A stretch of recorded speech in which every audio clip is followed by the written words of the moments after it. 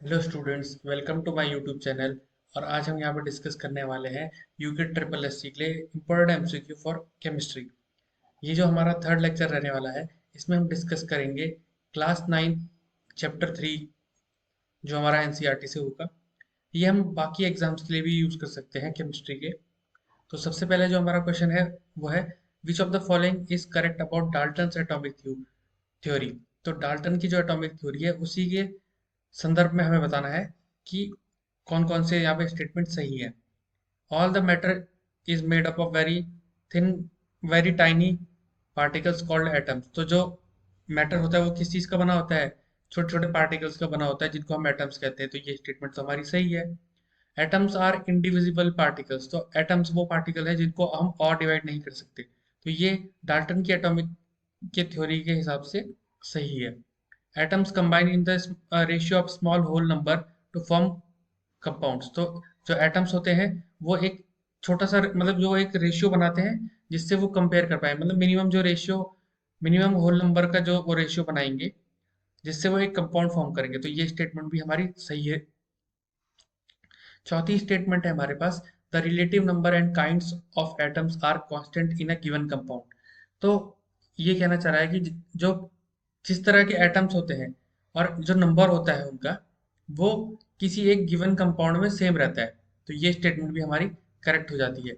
उसके बाद second question है हमारे पास, इन अ इन a reaction 6 grams of sodium carbonate reacted with 9 grams of acetic acid. The products were 3 grams carbon dioxide, 2 grams of water. Then how much sodium acetate would be produced? तो ये हमारे पास एक reaction दी गई है और इससे हमें बताना है कि जो हमारा सोडियम एसिटेट है वो कितना प्रोड्यूस होगा। तो सबसे पहले जब भी कभी हमें ऐसे क्वेश्चन आते हैं तो उसमें सबसे पहले तो हमें रिएक्शन देखनी पड़ेगी। और ये जो क्वेश्चन है हमारा, ये किस पे बेस होगा? ये होगा law of conservation of mass पे।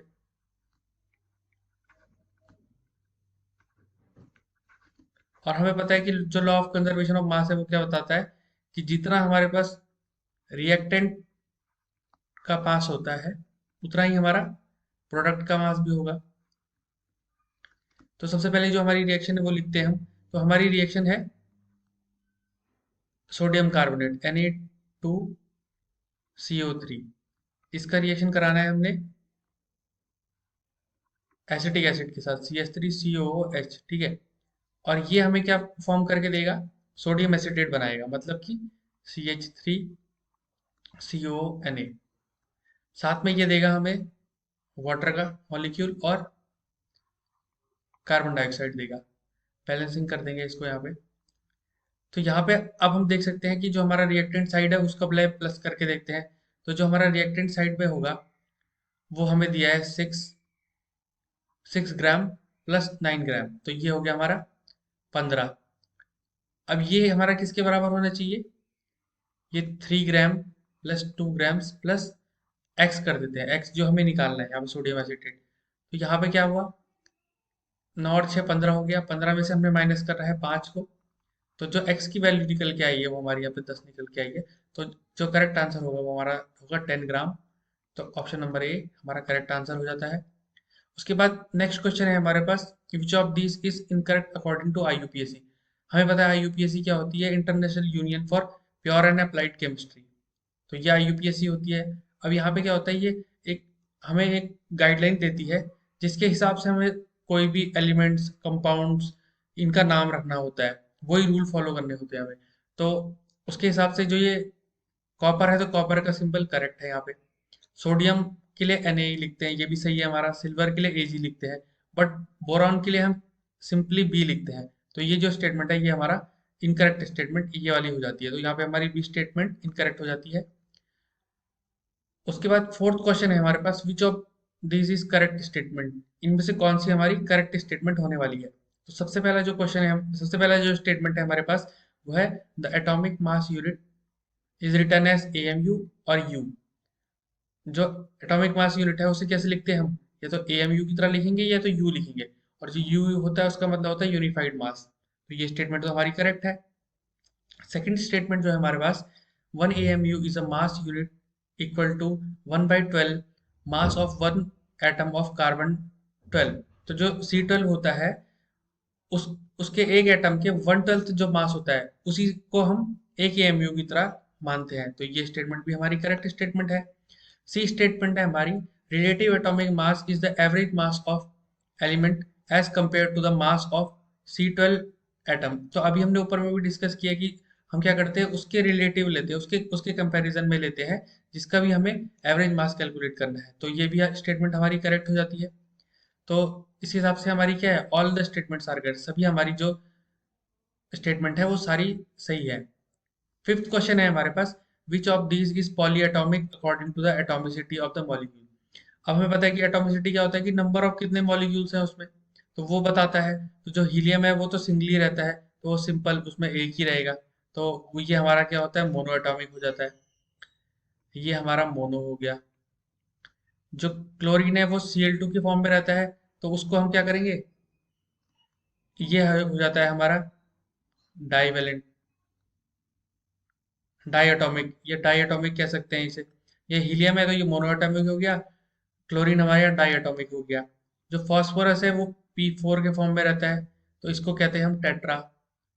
तो ये हमारा टेट्रा, टेट्राएटॉमिक हो गया। और जो सल्फर है वो हमारा क्या हो जाता है, S8 के फॉर्म में रहता है, 8 के फॉर्म में रहता है। तो ये क्या बन गया, हमारा पॉलीएटॉमिक बन गया। तो हमारा करेक्ट आंसर है ऑप्शन नंबर डी। इसके बाद सिक्स्थ क्वेश्चन है हमारे पास, which of these have correct ratio by mass for the given compound. तो इसमें हमें यहाँ पे कुछ एटॉमिक मासेस दिए हैं। अब हमें इससे बताना है कि कौन सा इनका मास करेक्ट होने वाला है। तो सबसे पहले देखते हैं हम हाइड्रोजन के लिए। तो H2O है, ठीक है। तो इसका कितना हो गया हमारा, 2 हो जाएगा, क्योंकि 1 है। 1 × 2 2 हो गया। और ऑक्सीजन के लिए हमारे पास है कितना, 16। तो अगर हम इसका रेशियो बनाएंगे तो कितना बनेगा हमारा, 2/16। इसको कट करेंगे तो यहाँ पे आएगा हमारे पास 1/8। तो ये तो हमारा सही है। ऐसे ही NH3 के लिए कैलकुलेट करेंगे तो NH3 का कितना होगा हमारा, नाइट्रोजन का होता है हमारा 14, और जो हाइड्रोजन है उसका 3 हो जाएगा, तो 14/3। तो ये सेकंड स्टेटमेंट भी हमारी सही है। अब हम CO2 के लिए देखते हैं। तो CO2 में क्या है हमारे पास, कार्बन का कितना है, कार्बन का है 12, और ऑक्सीजन का कितना हो गया, 16। तो दो दो टू से मल्टीप्लाई करेंगे तो कितना हो जाएगा हमारा, 32। और इसको सिंपली अगर हम छोटे फॉर्म में कैलकुलेट करेंगे तो ये आ जाएगा हमारा 4 3 × 12 और 4 8 × 32। तो ये स्टेटमेंट भी हमारी करेक्ट हो जाती है। तो ऑल ऑफ दीज हमारा जो है सही आंसर हो जाता है। Which of the following combination of ions symbols is not correct. अब हमें बताना है इसमें कि कौन सा सही नहीं है। तो सल्फाइड के लिए SO3 2 लिखते हैं, ये हमारा सही है। सल्फेट के लिए SO4 2 लिखते हैं, ये भी हमारा सही है। कार्बोनेट के लिए HCO3 करते हैं, ये भी हमारा सही है। नाइट्रेट के लिए NO3 होता है, तो यहाँ पर होना चाहिए था NO3 तो ये हमारा जो है, ये इनकरेक्ट हमारा होने वाला है यहाँ पे। नेक्स्ट क्वेश्चन है हमारे पास, आठवां question, which of the given formula is incorrect. तो बताना है हमें यहाँ पे कौन सा फार्मूला है जो इनकरेक्ट होगा हमारा। तो अगर H2S की बात करें तो ये हमारा जो है, ये यहाँ पे सही है। CCl4 ये भी हमारा सही है यहाँ पे। अब Mg का हमें पता है क्या होता है, Mg की जो होती है वो होती है 2+, और Cl का होता है हमारे पास 1। तो हमें पता है इसको हम क्या करते हैं, क्रॉस कर देते हैं, क्रॉस मेथड लगाते हैं यहाँ पे। तो इसके हिसाब से क्या होना चाहिए था हमारे पास, Mg और ये Cl के आगे 2 आ जाता। तो ये MgCl2 बन जाता हमारा। बट ये स्टेटमेंट हमारी जो है गलत हो जाएगी। तो यहाँ पे हमारे पास इनकरेक्ट कौन सा है, ये ऑप्शन नंबर सी, ये Al2O3 हमारा ये करेक्ट है।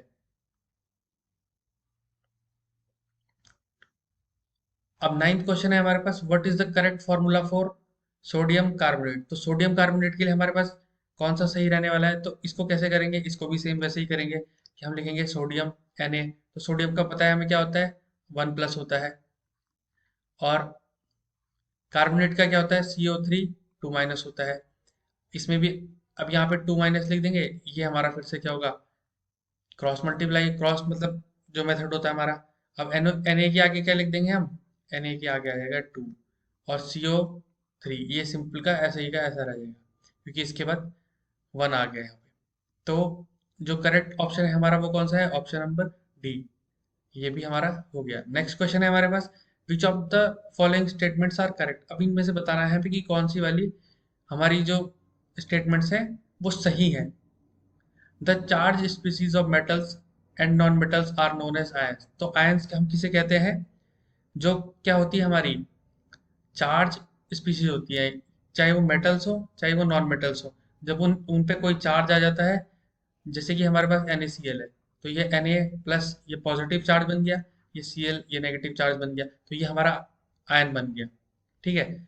अब कैटायंस कौन से होते हैं हमारे, जो पॉजिटिवली चार्ज होते हैं, जो ये पॉजिटिव चार्ज वाले होते हैं इन्हें हम कैटायंस कहते हैं, और जो नेगेटिवली चार्ज होते हैं हम उन्हें क्या कहते हैं, एनायंस कहते हैं। तो ये स्टेटमेंट भी हमारी करेक्ट। तो यहाँ पे क्या है हमारा, all of the statements are correct, सभी स्टेटमेंट्स हमारे यहाँ पे सही है। Which of the following combination is incorrect. अब हम बताना है यहाँ पे कौन सा ऐसा है जो यहाँ पे हमारा गलत रहने वाला है। तो सबसे पहले है हमारे पास sodium nitrate. Sodium nitrate NaNO3 है, तो ये हमारा यहाँ पे सही है, क्योंकि जैसे सोडियम है, सोडियम का क्या हो गया, 1+ हो गया, और NO3 माइनस हो गया, ये 1 माइनस हो गया। तो इसमें क्रॉस मल्टीप्लाई करेंगे तो ये सही बन गया हमारा।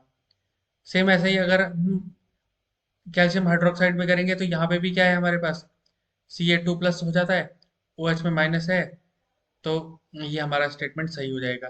H2S की बात करेंगे तो यहाँ पर भी ये भी हमारा सही हो जाएगा। अब बात करते हैं हाइड्रोजन क्लोराइड की। अब यहाँ पे क्या है, हाइड्रोजन, और ये है Cl। H का क्या हो गया हमारे पास, ये 1+ हो गया। Cl का भी क्या है हमारे पास, 1 माइनस है। तो ये इसका आंसर क्या आना चाहिए था हमारा, HCl आना चाहिए था, बट यहाँ पे दिया है H2Cl। तो ये जो कॉम्बिनेशन है ये हमारा इनकरेक्ट है। फिर नेक्स्ट क्वेश्चन है हमारे पास, which of the given statements are correct. अब हमें बताना है इसमें से कौन सी करेक्ट स्टेटमेंट्स है। In a chemical substance the elements are always in definite proportions by masses. तो किसी भी अगर हम सब्सटेंस की बात करेंगे तो उसमें क्या होता है, जो एलिमेंट्स होते हैं उनका एक डेफिनेट प्रोपोर्शन होता है, और वो हमेशा सेम रहता है।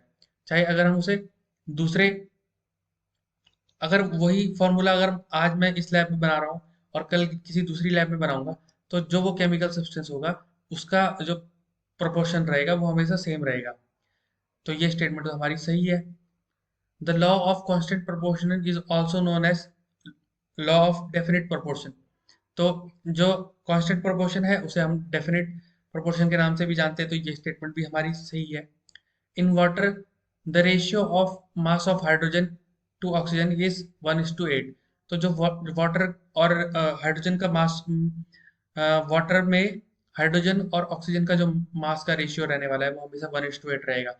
यही अभी चीजें हम पहले वाले पॉइंट में डिस्कस कर रहे थे कि अगर हम पानी को कहीं पे भी बनाते हैं, पानी को कहीं पे भी मेजर करेंगे, तो उसका जो मास का रेशियो होगा, वो चाहे हम किसी भी कंट्री में बनाए किसी भी लैब में बनाए, वो हमेशा 1:8 ही रहने वाला है। तो ये स्टेटमेंट भी हमारी सही है। तो यहाँ पे हमारी all the statements are correct.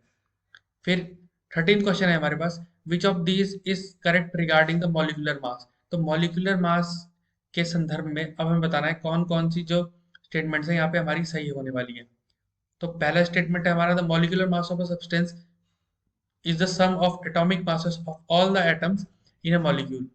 तो अब अगर हम किसी भी कंपाउंड का, किसी भी सब्सटेंस का अगर हम एटॉमिक मास निकालेंगे तो कैसे निकालेंगे, उसमें जो भी, सपोज जैसे ये हमारे पास H2 है, तो अगर हम इसका एटॉमिक मास निकालेंगे तो कैसे निकालेंगे, तो जैसे हमें पता है कि हाइड्रोजन का कितना है हमारा 1 है, तो 1 × 2 प्लस, और ऑक्सीजन का कितना है 16, तो इसका हमेशा हमारा क्या आएगा 18 आएगा आंसर। तो ये हमारा एटॉमिक मास है। तो ये क्या होता है, इसका जो सम है वही निकाल के हमने हमारा जो है मॉलिक्यूलर मास बनेगा। तो ये स्टेटमेंट हमारी करेक्ट हो जाती है। The relative mass of molecule is expressed in AMU। अभी हमने वहां पे भी डिस्कस किया था कि हम इसको 18U लिख सकते हैं या 18 AMU लिख सकते हैं। तो इन दोनों में से हम किसी में भी लिख सकते हैं, कोई भी यूनिट यूज कर सकते हैं इसमें। तो ये स्टेटमेंट भी हमारी करेक्ट हो जाती है। The formula unit mass is calculated as same as molecular mass. तो जो फॉर्मूला यूनिट मास होती है वो भी सेम, उसका जो प्रोसेस है कैलकुलेट करने का वो मॉलिक्यूलर मास जैसा ही होता है। बस डिफरेंस इसमें होता है कि यहाँ पे हम मॉलिक्यूल की बात लेते हैं और फॉर्मूला यूनिट में हम क्या करते हैं, आयंस को लेते हैं, जहाँ पे आयंस की बात होती है। तो ये सारे जो हमारे स्टेटमेंट हैं वो करेक्ट हो जाते हैं।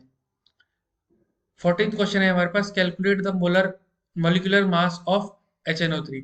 अगर हमें HNO3 का मॉलिक्यूलर मास कैलकुलेट करना है तो हम कैसे करेंगे? तो सबसे पहले अभी हमने जैसे पीछे में डिस्कस किया था, हमारे पास HNO3 है, क्या करेंगे, H के लिए हम लिखेंगे 1 प्लस नाइट्रोजन का कितना है हमारा 14 है, प्लस कर दिया। ऑक्सीजन का कितना है हमारा 16, 16 3 ज़ा 48 हो गया हमारा, 48 हो चुका है। अब इसका अगर हम कैलकुलेट करेंगे तो 8 और 4 12, और एक 3 हो गया हमारे पास, एक कैरी में आ गया, 4 5 6, 63 हो गया हमारे पास। तो इसका आंसर हो गया हमारा 63U। तो करेक्ट ऑप्शन है हमारा ऑप्शन नंबर सी। अभी हमारा 15 क्वेश्चन, लास्ट क्वेश्चन है ये हमारा, calculate the formula unit mass of CaCl2। अब यहाँ पे हमें कैल्शियम क्लोराइड के लिए क्या करना है, फॉर्मूला यूनिट मास निकालना है। अभी हमने बताया था कि जो इसमें आयंस की बात होने लग गई, तो इसलिए हम यहाँ पे CaCl2 को लेंगे। तो Ca के लिए लिखते हैं सिंपली Ca, और यहाँ पे Cl2 कर देते हैं। Ca का कितना होगा हमारा 40 हो जाता है, और Cl2 का कितना है हमारा 35। बट इसे हम मल्टीप्लाई करेंगे बाई 2 से, तो ये बनाएगा हमारा 40 हो गया है, और ये 35 × 2 70, और +1 ये कर दिया तो 71 हो गया हमारा, और 7 और 4 11, तो इसका मतलब हो गया हमारा 111U।